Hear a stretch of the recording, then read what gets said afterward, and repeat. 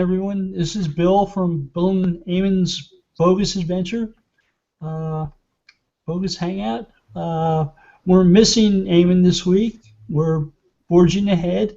Uh, Hopefully, we'll have an interesting and fun-filled show. I'm not sure if we've set out the live link for our invited guests to appear, but Kristin, uh, why don't you tell us about your week upcoming and what's ahead for you? Sure. Hi, everybody. I'm Kristin Drysdale. If you're a new viewer, and if you're an old viewer, then you already know that, and bear with me anyways. So for the next week, I guess I'll be continuing my exploration of different video platforms and learning about things like WebRTC, um, just everything that has to do with like viewership, what attracts people to the different platforms, and interesting ways that people are using these platforms to either build their business or to build relationships. Terry, will you please go next? Oh, What are you going to be doing? I'm Terry Van Horne. My company is International Website Builders, and I work in a couple of communities too. This week I was mostly doing video production and pricing a few jobs. One is a nice one, mostly adding structured data and some things I've been wanting to do more of. So, real challenge. It's like a directory of entities, so, with members and the whole 9 yards. Pretty nice project to build out my skills. Nice. Thank you. And Colin, go ahead and So I'm introduce Colin yourself. Hill. I'm with Pinnacle Digital. We do mostly infrastructure management and deployment for large publishing entities. Next week, or this week I'm rearranging things and hopefully getting straightened out to redeploy our main site. For many years, we've operated with the very basic but extremely effective SEO. We're too busy to worry about our own website. Here, come look at our clients, and if you like what we did for them, send us an email. We finally took that down a year and a half ago, and it's about time to put up a more meaningful site for ourselves. So that's going to be a fun little project. And next week, I will be doing things totally unrelated to work, I think. We'll see. Yes, we will see. All right, so I'm going to go ahead and post that live link for people to join in the chat as soon as it stops spinning. As soon as it stops spinning? Yeah, my browser is spinning. Like a little, I don't know, what do you call it? What is the proper name for that? Hourglass? No, I definitely have a round shape and it's going around this way. Oh, the trying your patience button. Yeah.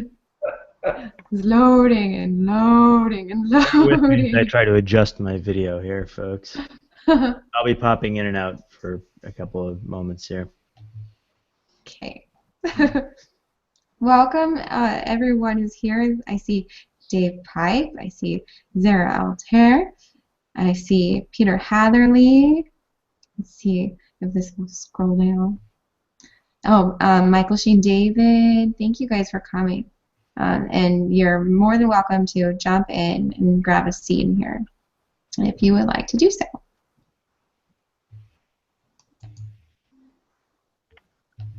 So what's the most frustrating thing that you guys have had to deal with lately? Wirecast. Yeah. What about you, Terry? Oh, just life in general, I guess.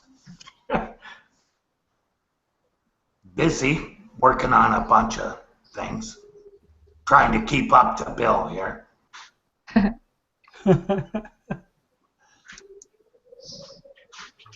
Well, since we didn't have our Tuesday show last week, I was feeling gypped, and and then I felt very fortunate because I joined in on a blab that I'd been told about like the day beforehand, and when I like got into the chat, I saw, wow, Bill's here. That's so cool. And then he got on camera, and that was even cooler. I was thinking that I was going to be there to answer some questions. There were really too many SEOs and not enough people with questions. Yeah. And were you asked to, like, were you a guest to come on? I was asked to be a guest to come on the show, but there were already a couple of people who were there to answer questions. I thought it was kind of funny, and I did. I couldn't help think to myself, wow, you guys really don't know the gold you have in here, do you? When you were asked to step out and make room but perhaps his line of thinking was that he was wanting to give people an opportunity to ask questions, which would make sense. 4 spots, and you have 3 of them filled, and you invite somebody as a 4th guest to answer questions, but you don't invite them in, and it wasn't making much sense. Yeah. They asked me back next Friday, and I'm not quite sure that I'm going to rejoin. Yeah. Do they know who you are? I mean, that was just my question. Like, I think they do. I was invited by one of the hosts off of LinkedIn. Okay. I won't speak for which one, but one of the hosts, I've watched the style of the host, and the style seems to be a little bit socially awkward. Is like the nicest way that I can think to say it, because I want to be kind, of course. I mean, everyone has different styles, and so I don't mean to say anything bad. It's just that seems to be part of the shtick a little bit. Mm-hmm. Well, one of the hosts of that show didn't know much about web design or SEO, and sort of like she was soliciting advice for her own website. Yeah. And what did you think about that? I thought that maybe Blab isn't necessarily the best place to do that. Remarkably, Okay. it actually is. Well, I've seen cases where people problems with putting a title tag for a homepage. Okay, that's a whole different level of issue. No, I was going to point out that there are a couple of guys who are extremely proficient audio and video engineers, and one of them put up and so he's expert in his own field, but he set up a blab for and called it "What good is Instagram and how can I use it for my business?" Within 10 minutes, he had 15 people who are supposedly experts in using Instagram. I mean, I don't know how you become an expert in Instagram other than to try it. But anyway, offering tons of advice on how he should use it for his photography business, and apparently he actually got some value out of it. But he did the same thing for Twitter, and the same thing was true there. He was trying to understand how to make use of Twitter lists. for marketing purposes, Hmm. and got tons of value out of that. So you can do it. You just have to be upfront about it. If, on the other hand, you're trying to or purportedly trying to offer advice to others, it does help if you have some expertise in it, to begin with as a host. And one of the hosts didn't have much expertise, and the other two were looking at her site while on camera, on Blab, trying to explain to her what the difference between a title tag and an H2 tag was. Wow. And I just didn't see if this is how you view source. Yeah, it's one of those wonderful. Yeah. Yeah. it was Right click. Yeah, What does that even Wonderful mean? moments. Yep. Yep. if But, there I was mean- some screen sharing going on, that would be a different matter. But there wasn't. Of course Yeah. not, because do you think they knew how to do any sort of screen sharing? That would be too easy. No. Yeah, and that's the thing that I kept wanting to bring up too, is that like a Google Hangout may be a more suitable video platform for that, even appear in, but you really, like, in order to have that conversation, you really have to have a screen share. Yeah. Mm. Well, I mean, you can work around it. You can work around it in Blab if you really want to have that public conversation, but it's not a useful public conversation if you're only taking input from 3 people or 2 people. We used to do those kind of things at the dojo on Skype. Awesome. It works too. Yeah, I mean, as long as you know your audience and you know who you're bringing in to consult with you, then you're fine. But if you want to just solicit random advice, then you need some sort of social network behind it. Not that Blab does a particularly good job of social network structure, but they got the basics down anyway. It's got Twitter built into it, so it does have some social network back No, then. I mean to the extent that there's no on-platform direct messaging. If you want to direct message somebody, you have to actually start a Blab and @mention them in the comments of the Blab, which is nonsense. Oh yeah. It's that kind of thing where it's obvious, basic, core social networking functionality that they've just blown right past. Like when I'm getting pissy with you, and I use Google Hangouts to private message you while you're on the Yes, Blab. there's also the solution of not getting quite so pissy. But Yes, but that would be too easy. So you're still wasting your time over there, eh? sure, why not? It's entertaining for a little while. Yeah. TV's good for that too. Yeah, well, either this I week don't or have TV. next, either this week or next, I'm gonna try to put together a show. Well, either this week, meaning later today, or next week, next Wednesday. No, today's Tuesday, isn't it? Yeah. Mhm. Yeah, Tuesday. Okay, so we'll be doing this tomorrow or or the following Wednesday. We're going to try to do a mashup between Car Talk and the Computer Chronicles. What is the Computer Chronicles? You don't remember Computer Chronicles from the I've early never seen '80s? Computer Chronicles. Oh, it was a PBS show. It was like Yeah, the de facto TV show about computers and marketing of the computer industry in the early '80s. Stuart Chaffee was, I think he's dead now. Was the host. He was up there with John Dvorak and these guys. Comedians? No, John Dvorak, the technology analyst, Oh. writer. He was an early SEO is Dead author. One of Oh. the first SEO is Dead articles, I think. He wasn't always right, but that's not the point. Uh-huh. But No, yeah, it stood out because I saw his name with that attached to it and said, it's really kind of different from him. I'm used to reading things from him where he actually talks about computers intelligently. Yeah, well, occasionally you have to throw some fire into, some gas on the fire and see what happens. I guess maybe people stopped reading the magazine he worked at. Yeah, well, he was at Byte magazine for a really long time. I haven't read anything of his since then, to be honest.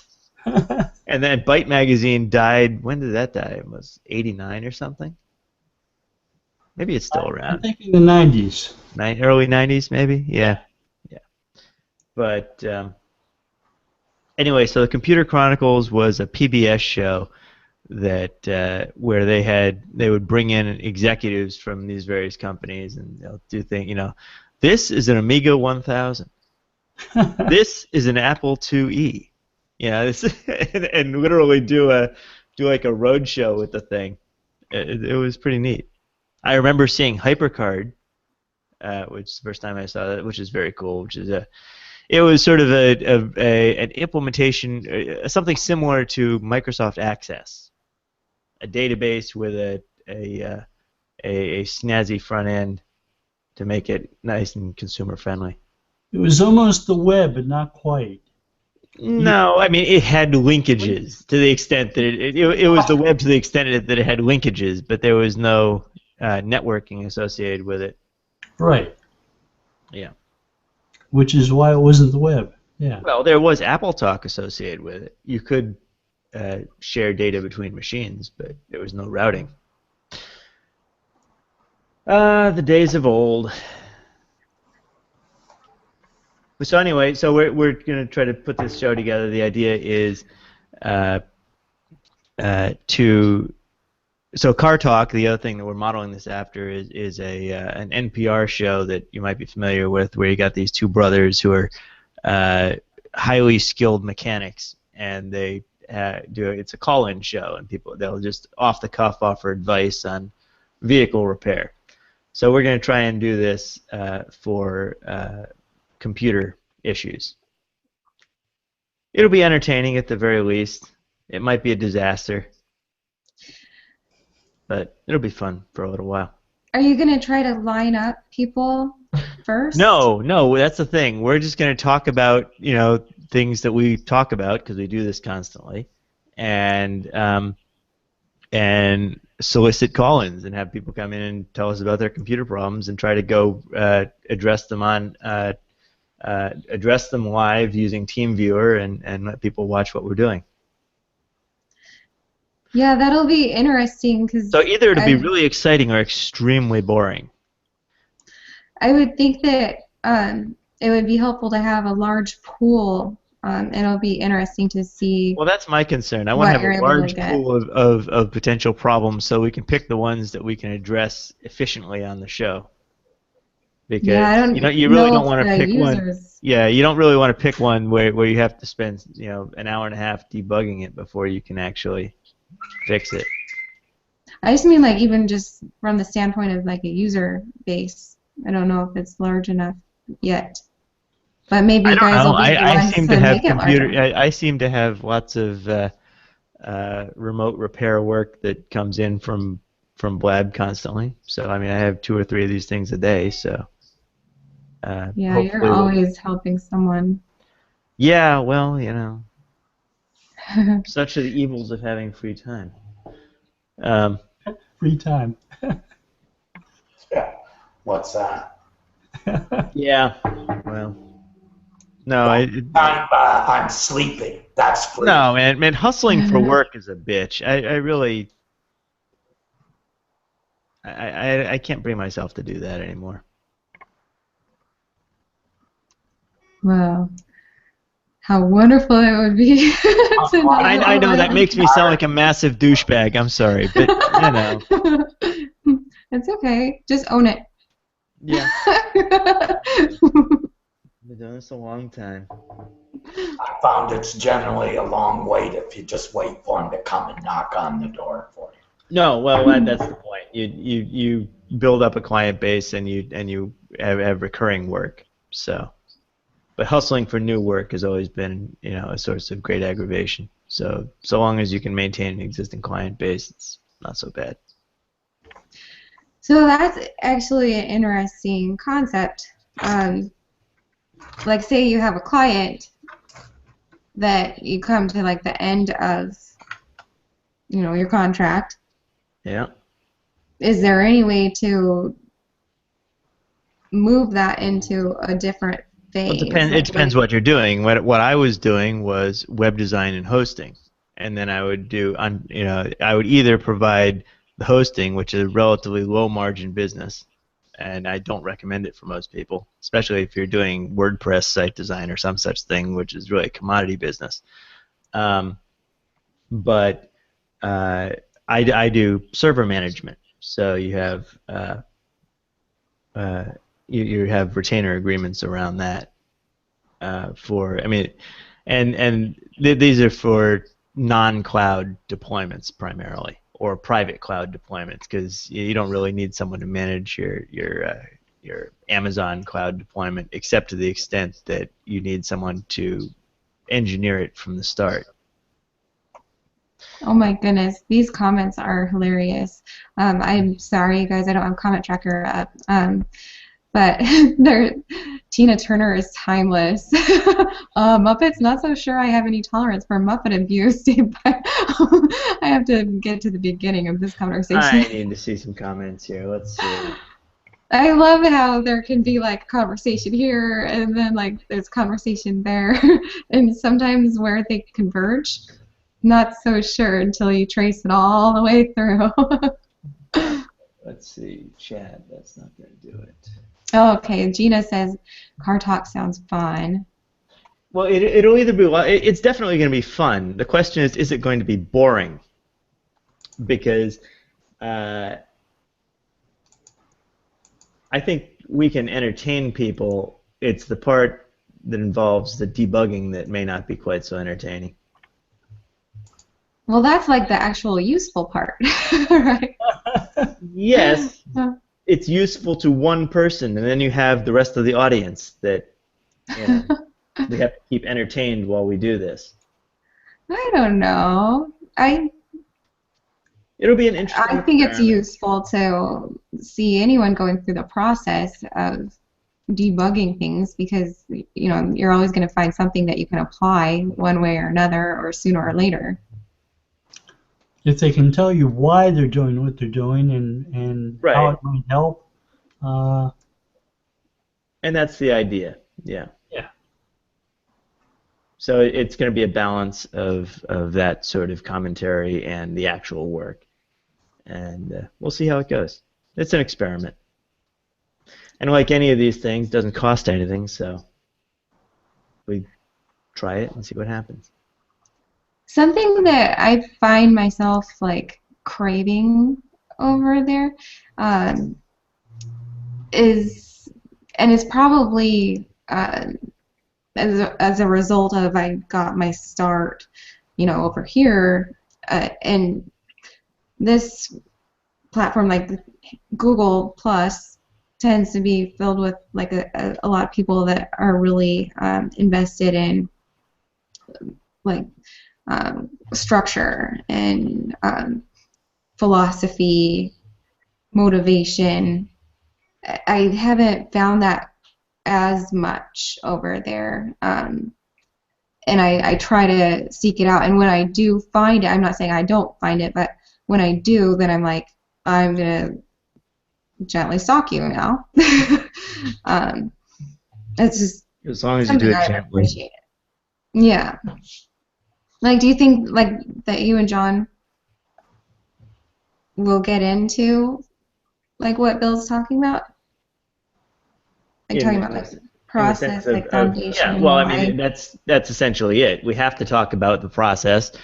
We have to provide some meaningful content while one of us stares at their computer and moves things around. You know, so there is going to be a requirement to keep the show moving, and that's going to be how we're going to have to do it. It's just a question of whether we're going to be successful at it or not. But that's the nice thing about these free broadcast platforms. You can sit there and try it 8 or 10 times until you get it right. Hello, Azim. I'm not sure if I said that right. You can unmute yourself.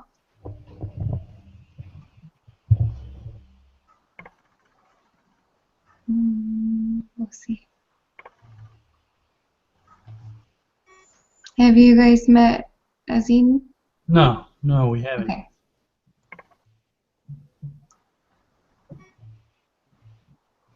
Well, we'll see it.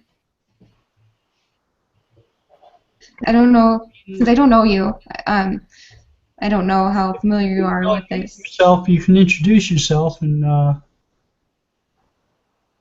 There, if you like hover your mouse up above, you should see like a little bar, and you can find the settings and all sorts of little things up there.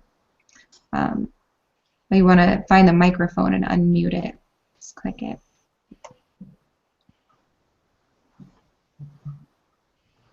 Okay, well, while you're figuring that out, hopefully. Terry, say something fun and interesting.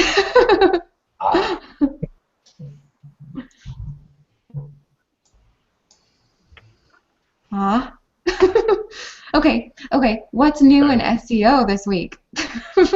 Oh, then I'll ask Bill about his last article. He posted on Google Authority, or move over author rank, this one. Yeah, I would really like to hear you talk about that article. I left a long comment there.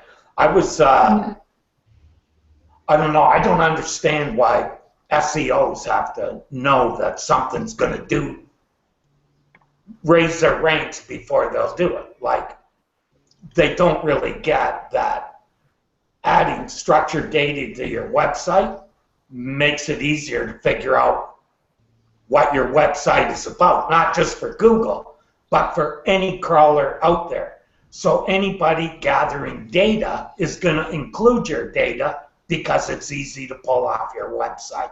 Mm-hmm. I picked that up from about 2 years ago. I did an interview with the SEO for Best Buy, and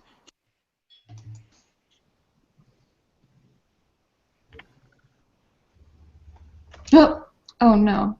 Okay, hold on, Terry. You're muted. Okay. Good job. You're working on mute buttons, but we can't we can't mute other people, please. Shoot.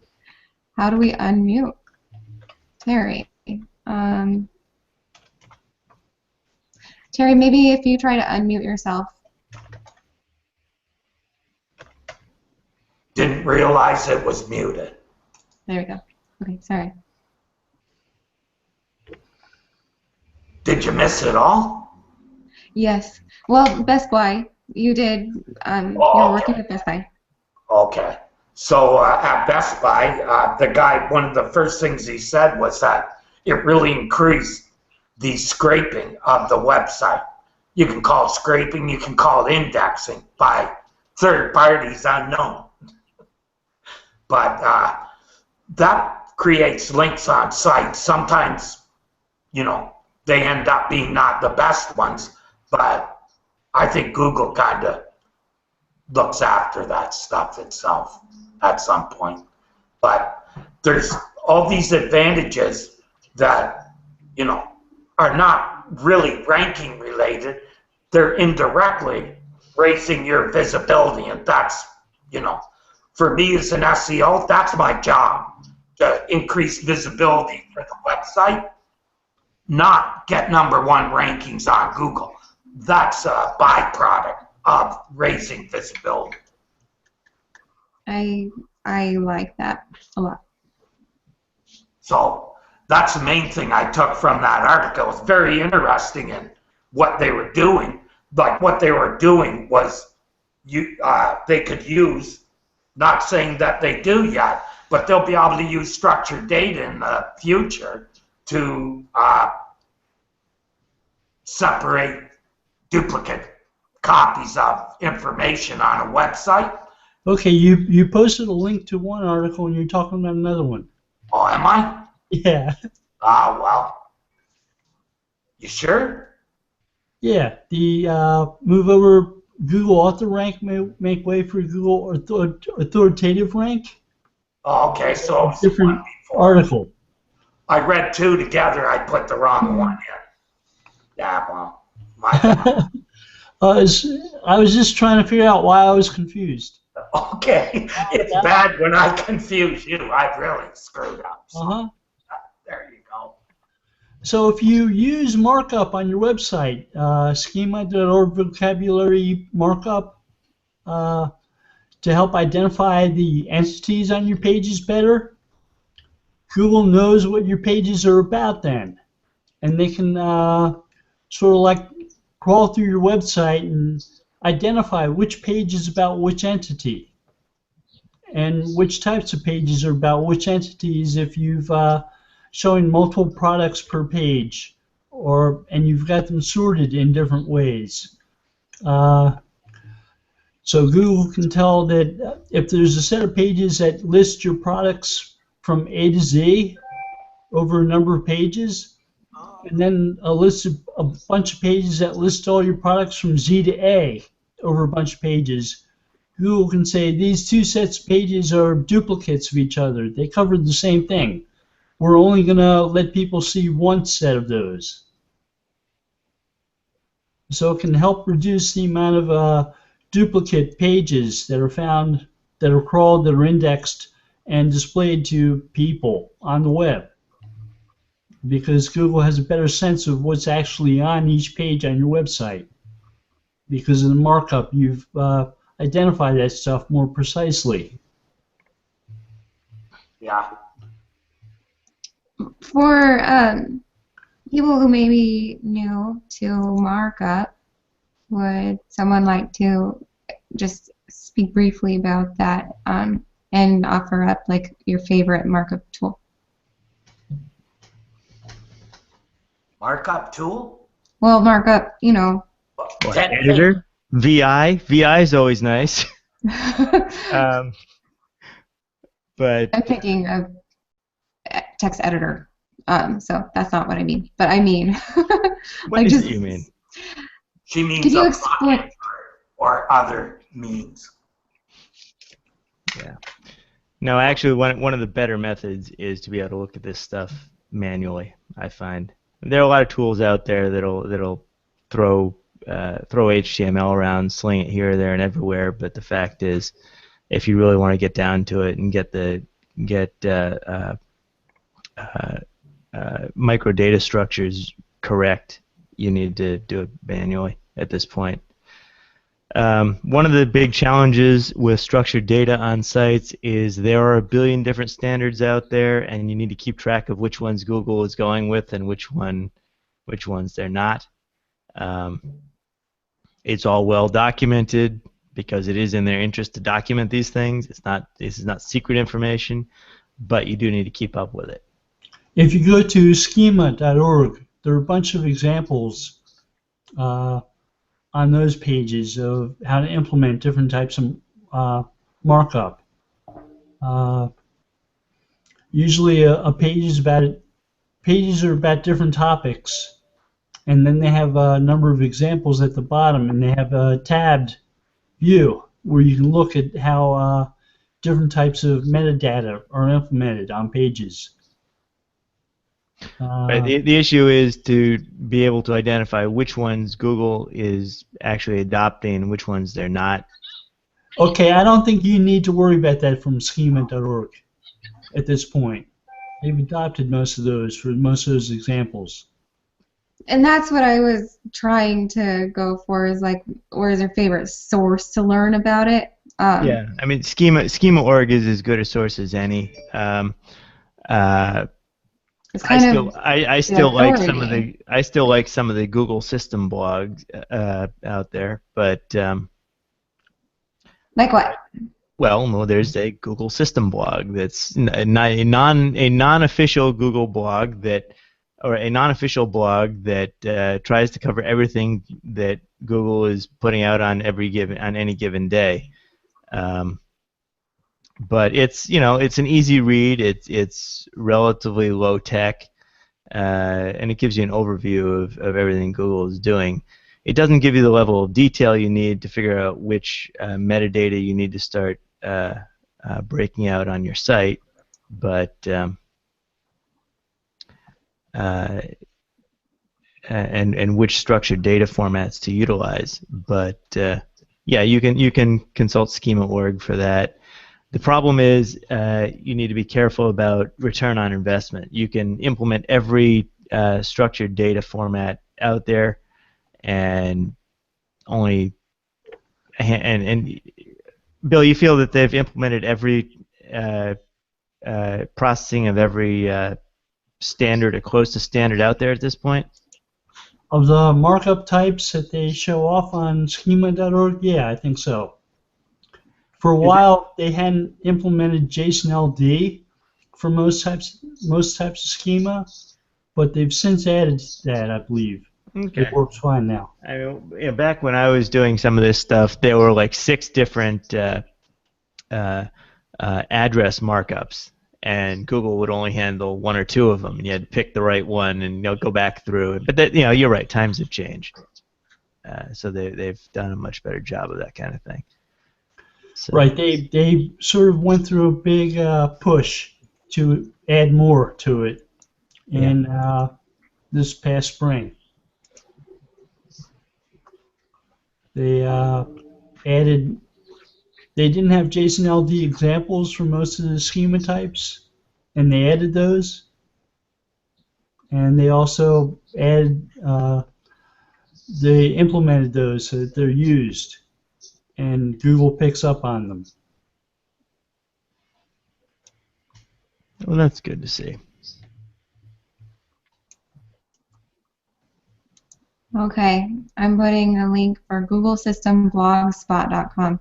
Oh, It yeah. says it's unofficial. Is It's that it? totally unofficial. It's a fun read. It gets you a good overview of what Google's doing, and it's by no means technical. So it's, Friendly it's to a someone good, who- relaxing morning, thing to glance at in the morning, just to get a handle on what craziness Google is up to that week or that day.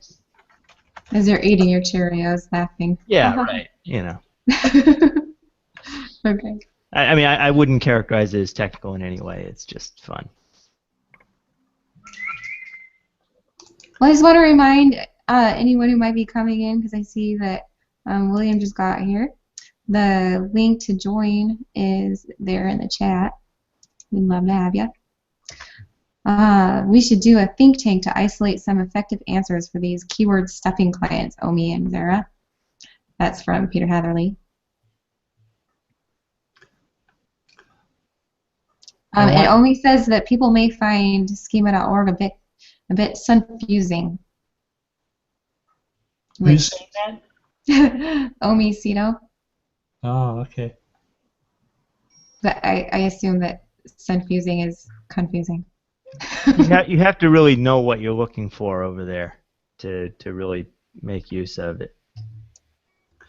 There's also a Google's developer blog from Google, googledevelopers.blogspot.com, which includes a number of examples of how to include markup for things like phone numbers, contact points.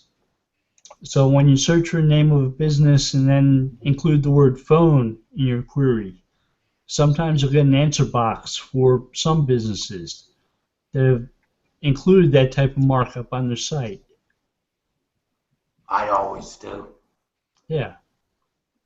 Yeah, it's the responsible thing to do, but these are really simple things you can do for clients that will make a huge difference. And most people don't realize that you can do that. Let's see if that's the same one. Yep, I think William got it. Developers. I ran into one business, a non-client, who, I was just looking for a locksmith, and so they had a snazzy, responsive mobile site with their phone number right up front, but they failed to include the one, so no one was able to actually dial it. It was great. So there are some obvious things besides just the markup that you need to get right. So. Peter is saying schema is great for products and authoring, but on-page optimization is far easier to implement. What exactly does that mean? I don't know that that's necessarily true. What do you mean that on-page optimization is easier to implement than microdata schemas? It should be microdata schemas should be part of your SEO. Right. I mean, they go hand in hand. What other kind of page optimization would you do for something where a schema is appropriate? What I always do. Well, no, I'm trying to understand that. Right. I'm trying to understand the scope of the question. It seems. Right, Peter. Kristen's reading the comment. If Peter wanted to ask, he can click on the link and come join us. Okay. Yes, we'd love to have you, Peter. And my lighting is all wonky. I'm trying to fix it, and that whatever that was, not the right answer.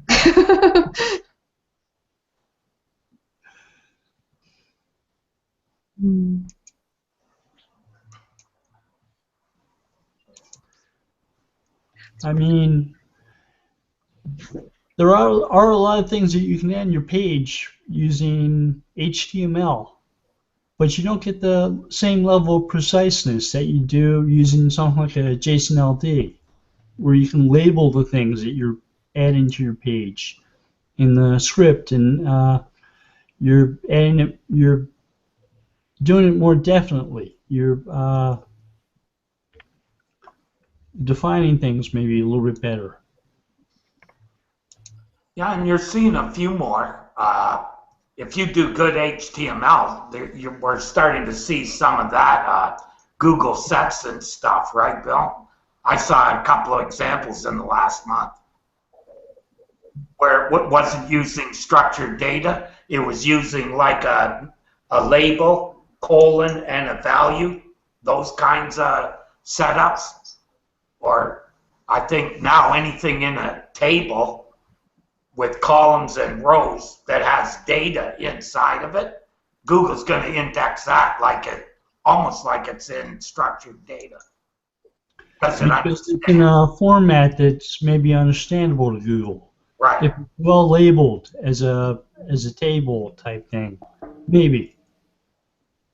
And when we're talking about well labeled in this context, we're talking about the labels that you typically the alt labels and the various labels that are recommended for accessibility, for human accessibility, because those are the same labels that are used for machine accessibility in many cases when we're talking about that level of markup. No, we're talking just straight HTML, like a word, a colon, and a value. They're picking that stuff up too.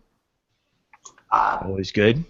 Yeah, well, colon basically means, yeah, a thing and a definition, or an entity and some information. So it's actually a pretty good. I've been writing titles like that since 1995, I think, something like that. So you're talking about the human readable component that you're just structuring correctly. Yeah, okay. Just what shows up on the page. Yesterday there was a thread in Google Plus talking about a person who found what looked like structured data. He couldn't figure it out how they were getting ratings, stars, and that label and a value in the SERP. He thought it should have structured data. It wasn't in structured data. However, it was on two authority sites, i.e., an authority site was aggregating a authority site. Right. Really interesting.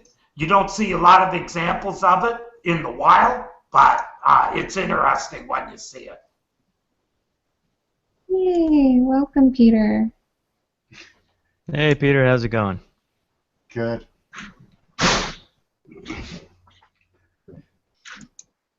All right, so I'm going to explain yourself, young man.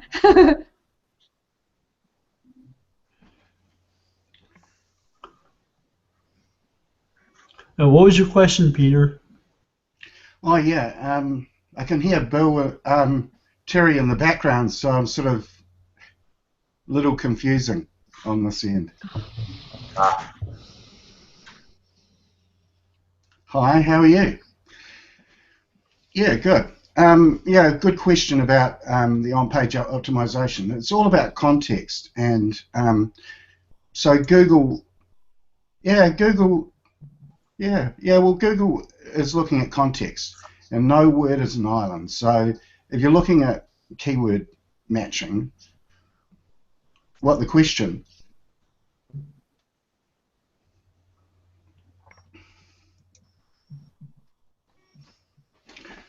Ah. I didn't hear the end of what you said, I don't think. Yeah. I've got the reason why.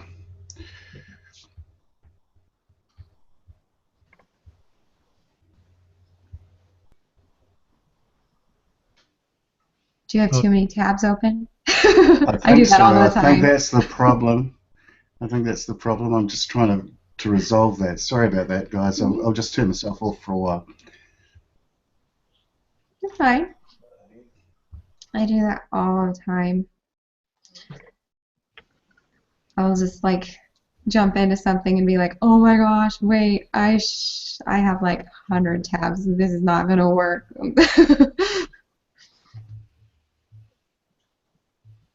I use one tab, and Okay, that's really helpful. I think this has solved it, hopefully. Cool.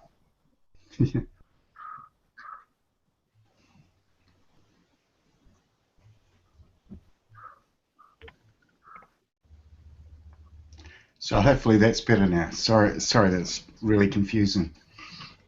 So am I on the same page now, with the same time zone? Seems like him. Oh, good. Sorry about all that. Yeah, so in talking about on-page optimization, it's all about no words and islands. So the better your context, the better your quality of your context. Not only will they be picked up as rich snippets, the focus on that will actually make more engaging content. And I've found that it has a great result from the search perspective. So yeah, I'll use schema when it's required, and it's great for products, great for authoring, and that's extending all the time. So it is valuable. But I also find that optimizing the descriptions in your schema is valuable.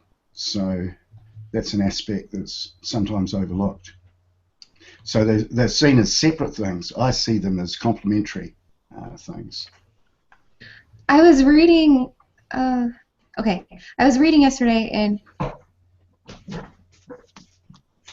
the Yellow Book, the Yellow Pages, about meta descriptions, and I learned, at least according to this author's take on it, that sometimes meta descriptions can actually get in the way of what the search engine would naturally extract, and I thought that was really interesting. Yeah, you can be too excessive.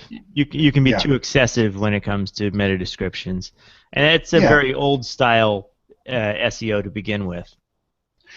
Yeah, well, dynamic sometimes you meta rank for descriptions are better. stuff that you weren't anticipating ranking for, and the meta description isn't the best description for ranking for that.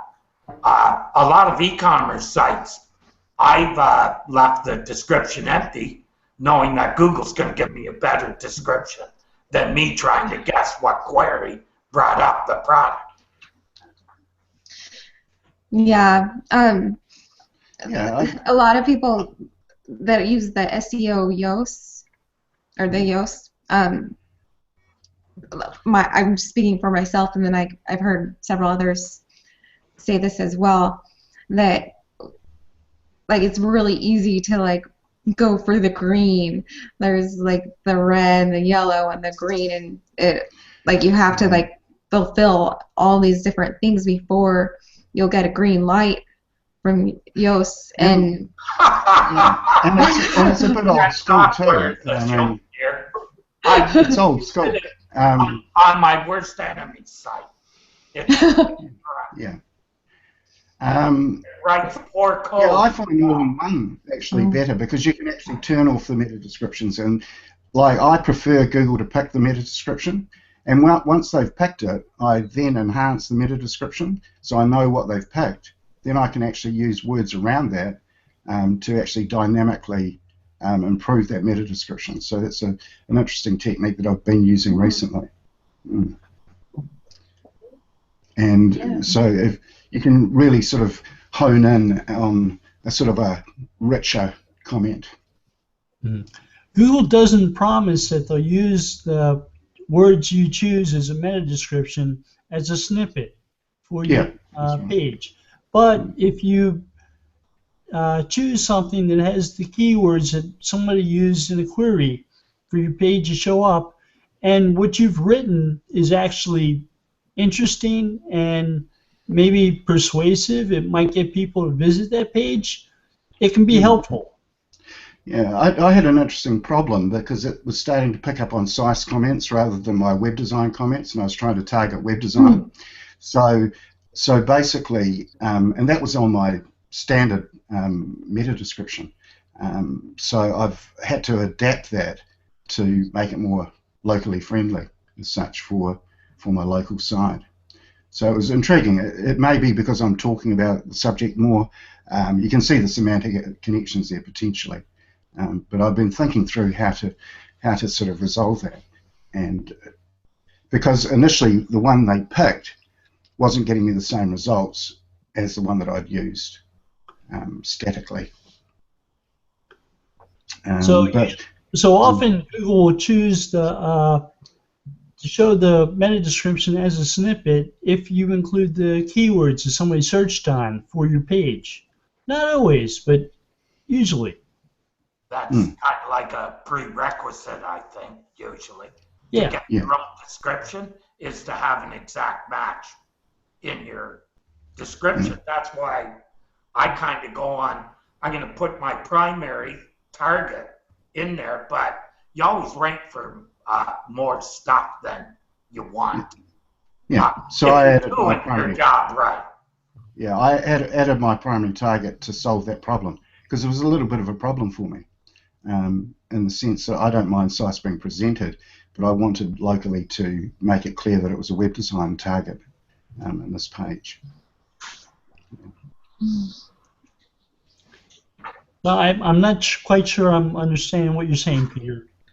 Well, they picked up this thing, and it was based. I'll tell you what it was based on. It was based on an alt tag. So they rate alt tags very highly in semantic connections. And this one actually was a web design and marketing image. It had the text web design and marketing in it, which I've been using as a test for a while now to see how valuable that is. So Google is preferring to show your alt text for an image on your page rather than your meta description. That's right, because it had web design Christchurch on it, and but I needed to extend it. So phrase that you preferred? Yeah, well, that was what my main target was. Obviously, web design Christchurch is the major money phrase for conversion on Christchurch. Did you have that phrase in your meta description? Yes, I did actually. Yeah. So they were forcing that description, which I found intriguing in itself. But it's only been recent. I mean, it was only in the last week. So, but I've resolved it now, and by adding some extra words to the alt tag, I was able to put the main keywords in that I wanted. So, and they've picked that up now. So, and retained the same tags. So. Is that a blog or like a regular page? It's my main page. It's my home page, and the top section has usually been the one that they pull the meta tag. The meta description out of, and that's always been very good for me because it's highly optimized. And so it's just an interesting challenge, and it's just something that I've done this week. So I thought it was something interesting to bring up anyway. So it's actually a new thing because I've seen it before where they pick them up dynamically, but you've got, what I'm saying is that if they do pick it up dynamically, you've got an opportunity to enhance it once you realise where they're picking it up from.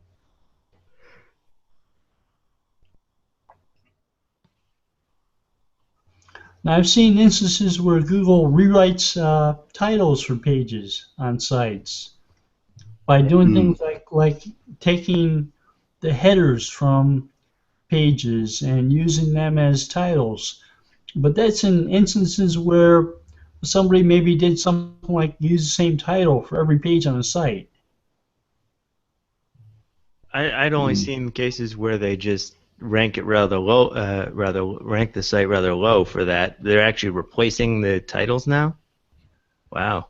Yeah, they've been doing that for 2-3 years at least. Really? Yeah. Okay. No, I recall running into a couple of sites where we had to go in and do some magic to get something like 8,000 pages or something re-indexed to get sane-looking titles in there. But that was several years back. Oh, you would have a problem if you had a lot of duplicates. Oh, that's what I'm saying. It was a massive problem. It was it was all CMS based, and the problem was the guy who had implemented it failed to get the title populated properly in the thing, and so we not only did we go and put the title of the content, but actually did keyword extraction on the text of the content and threw that into meta tags, which again is pretty old school, but it works quite nicely. William's saying, I like to write my title and descriptions more like what I would use for Google AdWords, nice and short and detailed around the visitor to engage. And then providing a low bounce since they find what they are looking for. I'm confused on that last part. And then providing a low bounce since they find what they are looking for. What do you think he means there? He's talking about the bounce rate off the page, right? I think it's a good tactic. I write my meta descriptions like they are Google AdWords, and we've got more of a chance to make it more. We've got more words that we can work with, so I think it's a very good tactic to think that way. You're letting people understand a little bit better before they click on a page in search results what they're going to find in that page. So you're not they still not over-promising. Yeah, you're promising what you deliver. Yeah, never overpromise right. Unless you can overdeliver. Right. Not quite what I said, but close. Well, it's true. It's not what you said, but I'm just Promise what you can deliver and actually show it, and you'll have happier visitors, your pages. Mm. You won't see your 80 or 90% bounce rate. You'll see something much more reasonable. So what Google's saying is when they're picking up these descriptions is it relevant, and it's relevancy to the actual search query, as Terry said, and so from time to time it will pick up different rich snippets in your site based on that relevancy. So obviously on-page optimization you can basically sort of start developing snippets that people can use, that Google can pick up, the Googlebot. I tend to think, what's the Googlebot going to think like? And that sort of philosophy has helped me greatly because I sort of know things that it does, and we start to learn what it's like. And I think to treat it more like a person that's in the room these days that you're communicating to is a far better policy. Because of the conversational side particularly, and like you can target things that people are going to be saying on mobile using Siri and the like on other platforms.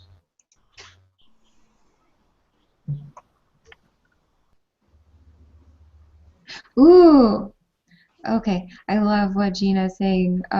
Just because it's one of our mutual favorite words. I think William Rock means that this makes the page more congruent with the description. essentially that to expect before you click. All right, bye, Gina. Thanks for coming. You're trying to get people engaged, persuade them to come to your page, and when they search for a certain phrase, they've got a intent behind that phrase. They're looking for something in particular. If what you've written in a meta description that shows as a snippet, you're increasing the possibility that they will click through. When you look in the Search Console, it gives you an idea of how many times people have seen a keyword phrase as a search impression, and it gives you an idea of how often they've clicked on it. If they've seen it as a search impression a lot but haven't clicked on it very much, you may want to go to that page and actually type in the query it was found for and see what shows up as a search result.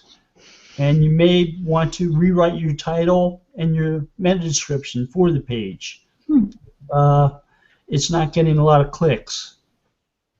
Yeah, those clicks are important too, because they're actually quite possibly a ranking factor. Clicks on the SERP, right? So, Oh, even if they aren't, the fact that you're showing up so often and people aren't clicking means you're losing opportunities to get visitors.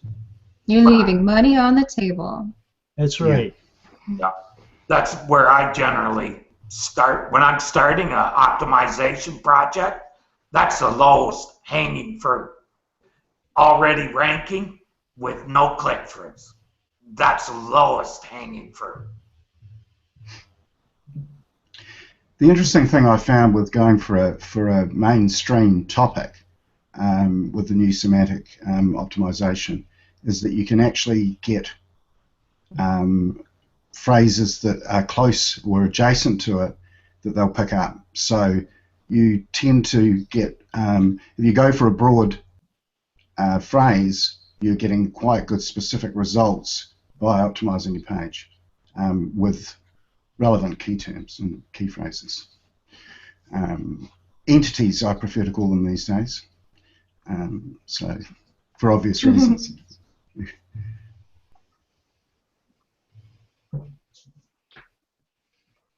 Let's see if there's any more questions.